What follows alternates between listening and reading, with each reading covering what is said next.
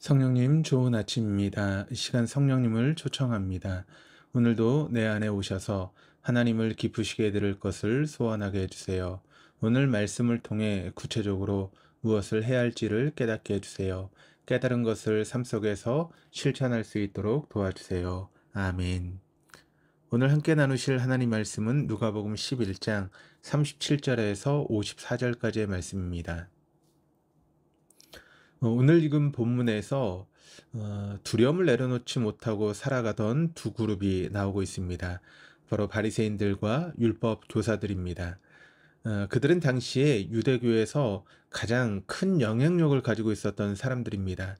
그럼에도 불구하고 그들은 각자 자신들의 두려움 앞에 가장 소중한 말씀에 귀를 기울이며 듣지 못하게 됩니다. 한 바리새인이 말씀으로 많은 무리를 가르치신 예수님께 나와 함께 점심을 드실 수 있도록 청합니다. 예수님은 그 바리새인의 요청을 거절하지 않으시고 함께 들어가 앉으시고 식사하십니다. 그런데 함께 그곳에 모여있던 바리새인들은 예수님께서 손을 씻지 않으시고 바로 잡수시는 모습을 보고는 매우 놀라며 이상하게 여깁니다. 왜 그들은 이를 이상하게 여겼을까요? 그것은 그들의 마음에 있던 두려움에서부터 시작되고 있습니다. 그들은 자신들이 남들에게 선하게 보여야 한다라고 하는 두려운 마음이 있었습니다.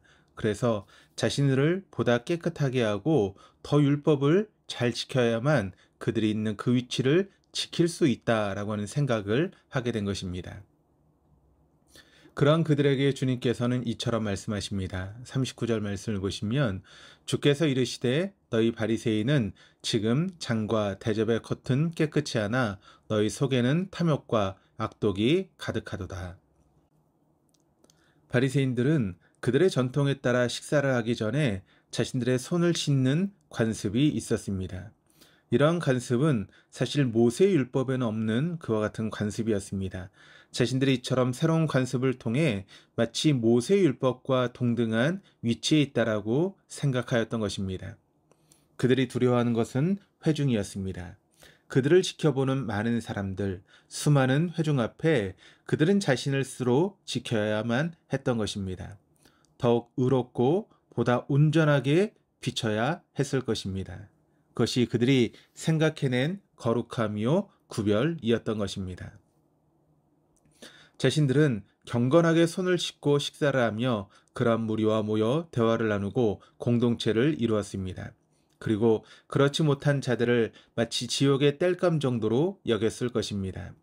겉으로 보이는 종교적인 모습은 모두 갖추었지만 정작 그들의 마음에는 불의한 이웃을 불쌍히 여기는 하나님의 마음, 하나님의 사랑은 빠진 상태였습니다. 그들은 회중에 대한 두려움으로 인해 겉모습에 치중하였습니다. 그리고 회당의 높은 자리를 탐하며 사람으로부터 존경받는 것에 온 신경을 세웁니다. 그러한 그들에게 주님은 더 강하게 꾸짖고 계십니다. 43절입니다.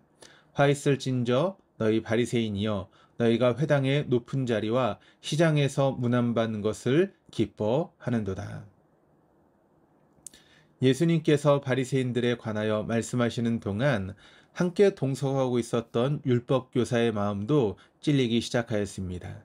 그 이유는 그들도 바리새인들과 별반 다를 것이 없었기 때문입니다. 그 율법 교사는 예수님의 말씀에 신기가 매우 불편하였습니다. 그래서 그는 화가 나서 예수님께 시비를 붙입니다. 선생님, 이렇게 말씀하시니 우리까지 모욕하심이니이다. 그 율법 교사의 눈에 예수님은 초라한 나사렛 사람으로 비쳤을 것입니다. 힘없고 초라하기에 그들은 분명 예수님을 우습게 여기며 두려워하지 않았을 것입니다.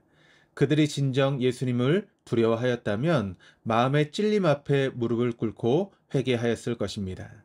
그러나 그들의 눈에 보이는 예수님만으로 모든 것을 판단하였기에 진정 그가 어떤 분이신지를 전혀 알지 못하였습니다. 그러한 그들에게 주님께서는 꾸짖으십니다. 46절에서 48절입니다. 이르시되 화 있을진저 또 너희 율법교사여 지기 어려운 짐을 사람에게 지우고 너희는 한 손가락으로도 이 짐에 대지 않는도다.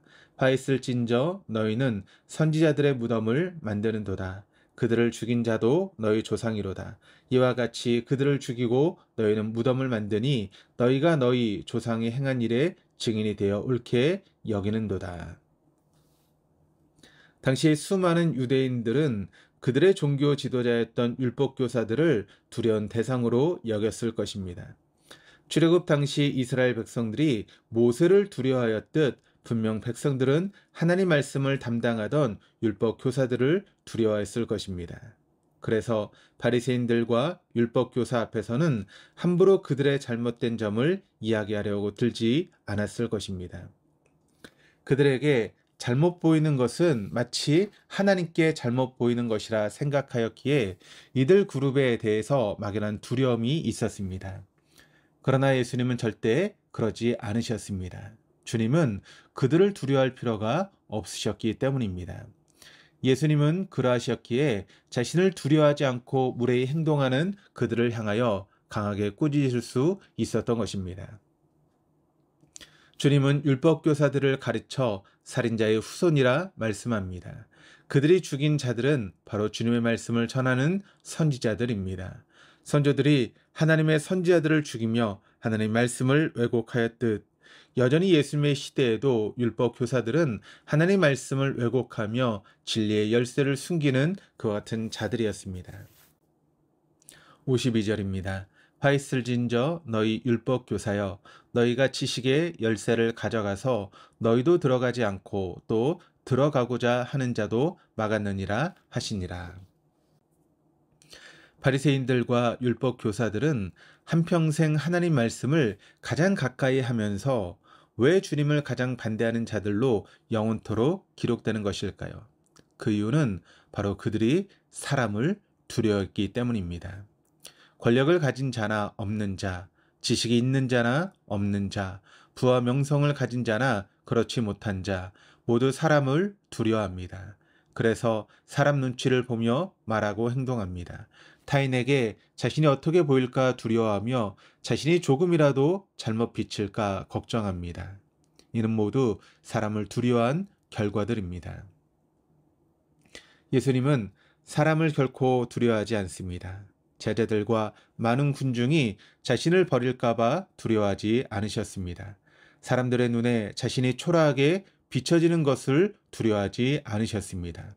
로마 병정들이 칼과 창으로 겁을 주어도 두렵지 않으셨습니다. 권력과 재물 앞에 두려워하지 않으시며 세상의 어떠한 위협에도 자유로우셨습니다. 주님이 두려워하는 것은 바로 하나님 한 분이시기 때문입니다.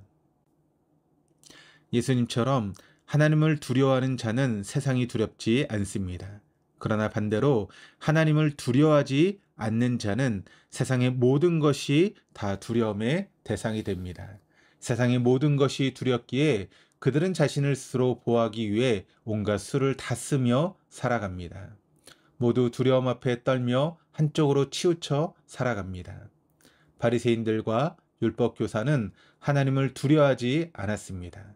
그래서 그들의 선조들이 그러하듯 하나님의 선지자를 죽이려 합니다. 하나님을 두렵다고 여기지 않기에 하나님의 말씀을 가까이 하면서도 오히려 그들은 그 말씀으로 하나님을 죽이려 달려듭니다. 53절, 54절입니다. 거기서 나오실 때 서기관과 바리새인들이 거세게 달려들어 여러 가지 일을 따져 묻고 그 입에서 나오는 말을 책잡고자 하여 노리고 있더라.